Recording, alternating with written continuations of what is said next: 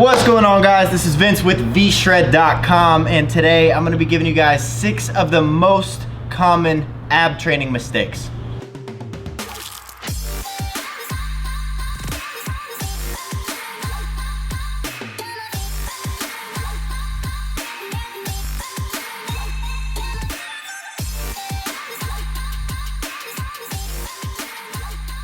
Alright, so ab training, there's a lot of great exercises, there's a lot of bad exercises. The exercises that I'm going to show you guys today, the tips that I'm going to show you, I'm not necessarily saying they're all bad and you should just get rid of all of them, but I'll take you guys one by one through them. The first one is probably going to surprise some of you and then just going to be like duh to others, and I'm talking about sit-ups. The sit-ups are going to be the first ab training mistake that you can make if you're really trying to develop, let's say, a 6-pack, or you're trying to even go for that 8-pack, or you're trying to develop those V lines. And the reason is not because I'm saying that a sit-up is a bad, or it's an ab workout, an ab exercise that doesn't work. I'm not saying that. I recently made a video about why planks are bad, and I got a lot of heat for it, but people aren't really understanding the whole emphasis behind the video, which is there are just better options. And the same thing goes with sit-ups. If you are trying to develop your abs and you're in the gym and you're doing ab workouts every day, even every other day, even just once or twice a week, and it just consists of a bunch of sit-ups, you're just basically wasting your time, because sit-ups are only going to do so much for your abs. With a sit-up, it's not going to target one specific area of your abs, which is what you need to do if you're trying to develop them all equally. It's the same thing with your body training. You're not always doing these full body exercises, because what you want to do is really focus on fatiguing one muscle group, let's say your chest, or specifically your back, or specifically your shoulders. You don't focus on hitting all of these muscles at once, and the same thing goes with your abs. Can you do them sometimes? Can you do a sit-up sometimes and do sit-ups every now and then to work your entire core, to work your upper, your rectus abdominals, your transverse abdominis, to work your internal, external obliques? Can you do that? Yes. But are there better options than sit-ups? Yes, and that is by just basically doing stuff like crunches or reverse crunches that are going to work specifically your rectus abdominals, which is your 6-pack. You can do oblique exercises, which is going to work that V line to give you that nice V shape to your abs. I'm not saying sit-ups are the worst exercise ever. I'm not saying that they don't work, but I'm saying there are better options. All right, number 2, and this one is going to be related to a lower ab exercise. It's just going to be a leg lift, and this relates to leg lifts if you're hanging from a bar as well. I'm gonna do it on the ground here for you guys. With a leg lift, what you most commonly see is somebody just laying back on their back. You can put your hands behind your lower back or your butt for support, for lower back support, and then you lift your legs up right here, and this is what you see when people do leg lifts. Now, the same thing goes with reverse crunches, but with reverse crunches you go all the way up here. Now, the issue here is that when it comes to working your abs, you're not working your abs for hardly any of this exercise. When you're doing a leg lift, from here to here, you're going to be primarily working your hip flexors. You're not actually going to be working your lower abs until you reach 90 degrees to your body, because from here, now your core is really engaged, your rectus abdominals are really engaged, and then from here up to here, when you actually get your butt to come up off the ground, when you get that curvature of your lower spine and you create your rectus abdominals to shorten and lengthen, because that's how you work a muscle, that is when you start working your actual lower abs. So if you're guilty of doing leg lifts like this, you need to stop doing this, because what you're probably finding is that your legs are fatiguing faster than your abs are, and instead maybe even bend your knees, start right here, and instead go right here, stop back at 90 degrees, and go right back into the next one, rather than dropping all the way down, working your hip flexors right there. And even just doing this a couple times for the camera, I can feel it a lot more just in here in my hip flexors than I can in my lower abs. But then as soon as I start limiting my range of motion a little bit, that's when I actually start feeling my lower abs getting worked. So that's number 2. All right, number 3 is going to be with your trusty ab wheel. Now, not same thing as sit-ups. Ab wheel is a great ab exercise, but it's also one that gets cheated a lot simply because it's a difficult exercise, and a lot of people who aren't necessarily supposed to be doing ab wheels yet are doing ab wheels, and they're using these assisting muscle groups to basically cheat their way through the reps. So an ab wheel, what it's supposed to look like and what it's supposed to do, what you got to understand is that you're trying to shorten and lengthen your ab muscles here. So you're trying to, as you go down, you're trying to open up your abs as much as possible, go down to flat, and then curl in at your abs, really focusing on flexing that, curling it in, and then going right back into the next one. Curling it in, bringing it in with your abs the entire time. But what you see is people going like this. They got their butt up in the air, and they end up straightening their arms like this, and then they bring their arms up like that. And this is what you see all the time. And what happens right here? What's going on? I'll tell you. Shoulder extension is going on, and what that means is basically my elbows are going backwards. I'm working my lats now. Instead of focusing on curving up at my middle back, curving in and flexing my abs as I go up, instead what I'm doing is really focusing, or not really focusing, but just cheating and pressing this up with my lat muscle and really squeezing down right there rather than actually curving in at my back and really focusing on contracting my ab muscles. Because what you should do here is, again, limit your range of motion. You shouldn't ever come up to here with the ab wheel, because right here you're just cheating a rest.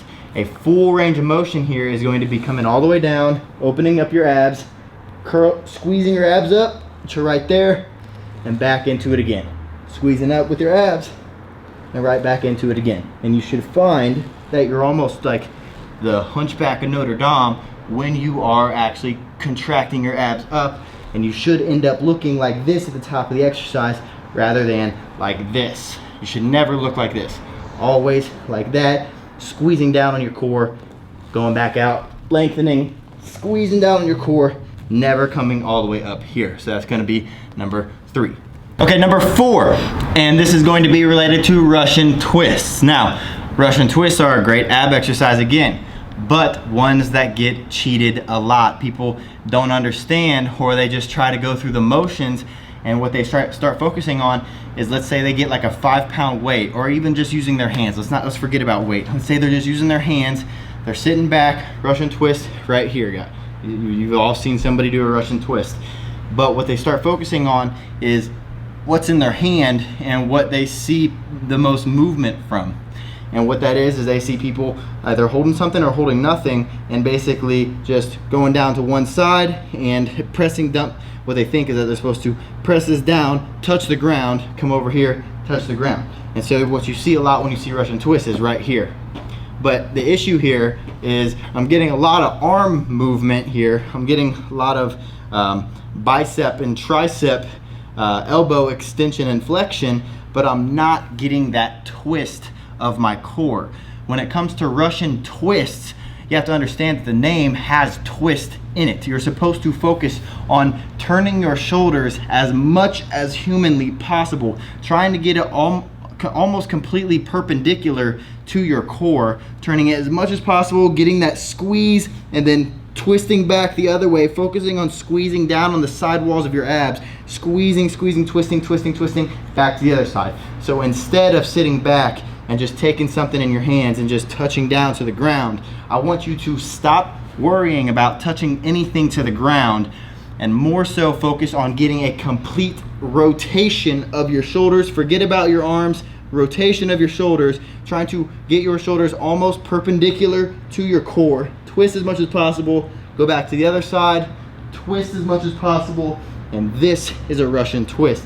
And this is when you're gonna start feeling your obliques and serratus getting worked a lot better than if you're just kind of doing whatever with the twisting, not really twisting your core at all, but you're touching each side. So this is a Russian twist, right? No, this is a Russian twist. And when you start getting that twisting and the rotation of your shoulders, you're gonna start getting a much better ab workout. So that's number 4. All right, number 5 is going to be related to mountain climbers. Now, mountain climbers, Personally, I like mountain climbers a lot. I think it's a great lower ab exercise, but a lot of people are like, oh, mountain climbers are too easy. Yeah, they're too easy if you're being lazy with it. And what a lazy mountain climber looks like is right here. You see people getting down in the position and they start doing mountain climbers like this. Now, I could do this literally for 10 minutes right now if I wanted to. This is not a mountain climber. This is not working my abs. This is doing a little bit of movement just to make it look like I'm doing something. A mountain climber is supposed to work your lower abs. You're supposed to get that curvature of your lower spine to shorten and lengthen your rectus abdominals. So what a mountain climber should really look like is you driving your knees up as hard and as far as possible with every single knee drive. So instead of just getting down here and just trying to move a little bit and just thinking that you're doing something, what you want to do is focus on driving that knee up, squeezing down in your core, getting your middle back to come up in the air, that hunchback of Notre Dame again, squeezing up right there, driving it back down to the other side, squeezing down on the other side. This is a mountain climber. You should almost act like you're trying to knee yourself in the chin, and you can even hear it in my voice. I can do this for days, but when I start going real mountain climber, there's a big difference in what you hear in my voice because it's being stressed a lot more because I'm actually working my core. So stop being lazy with your mountain climbers. That's number 5. All right, and number 6, the last one, and this is not related to a specific exercise. This is actually related to all ab exercises, and more so it's related to the breathing that you're incorporating into your ab exercises. So if you guys are watching this video and you can get down on the ground, I'd like you guys to try this out with me if you can. If not, just maybe do it the next time you go to do abs. But I want you to get down. I want you to lay down flat, and we're just gonna do a crunch right here. So we're just gonna take our shoulders, we're gonna go from just down on the ground, and we're gonna crunch up, just like that, okay? So this is a regular crunch, and I'm not really focusing on what my breathing is. I'm just crunching my abs, shortening my rectus abdominals. This is a decent crunch right here. So this would get results. But like I said, this is one of the biggest mistakes that I see in the gym when it comes to ab training, because it relates to all exercises, because people don't really think about it, and this is what's really going to help take your ab exercises to the next level. And that is completely exhaling with every single ab rep, because what you're gonna find is that when you exhale, what controls your lungs and your breathing? Because when you inhale, it's good, but when you exhale, if you're watching this video right now, take a second, breathe out as much as you possibly can, blow out every single little ounce of breath with me.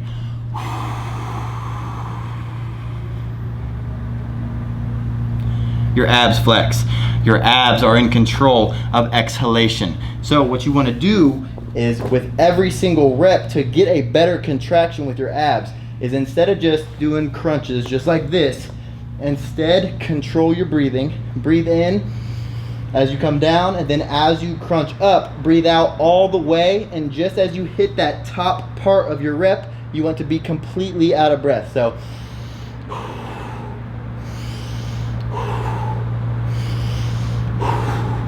and just doing a couple of those, you're going to feel a huge difference in the contraction that you feel in your abs, seeing as how you feel a better contraction in your abs as soon as you just breathe out all the way without doing a crunch. So now you add an ab exercise on top of you breathing out all the way, and your contraction in your abs gets taken to the next level. So that's number 6. So I hope these tips helped you guys, just help you understand how easy ab exercises can be cheated when you're not thinking about it. And hopefully this helps take, if you've done any of these exercises in the past, hopefully you remember these tips the next time that you do your ab workouts, and it helps take your ab workouts to the next level and helps develop your abs a little bit better. Now, if you guys are looking for more tips to help, let's say, burn off that fat covering your stomach so that you can really get your abs to pop, and the type of training that you should be doing, I created a fitness quiz that matches you up with the program for your specific body. You answer a couple of questions about your body, what shape you're in right now, what your weight is, what your height is, and then also what your goals are. Let's say you are skinny, but you're trying to get rid of that outer layer of fat but put on muscle. got a category for you. Let's say you're in pretty good a shape, but you want to get 10, 15 pounds off your body. Got a category for you. Let's say you're a skinny guy and you're a hard gainer and you can't put on muscle. Got a category for you. Let's say you're overweight. You got 20, 30, 40, 50 pounds to lose and you're just trying to lose weight more than anything. You're not really worried about muscle. Sure, you want to build it, but you're focused on weight loss. Got a category for everybody. It matches you up. It gives you 3 free tips at the end of this quiz and then matches you up with the 90-day program that's right for your specific body type. So if you want to check that out, you can click the link in the description below this video. If any of these ab tips helped you, if you learned anything in this video, if you're gonna take something that you learned today and put it into your next ab workout, make sure you're clicking that thumbs up for me below. That way I know that I'm helping you guys out. If you have any comments, if you have any questions, if you have any videos that you guys want me to make, anything you're confused about, leave it in the comment section. And then last but not least, make sure you're clicking that subscribe button. That way you're not missing out on any future videos. All right, thanks for watching, guys, and I'll see you in the next one.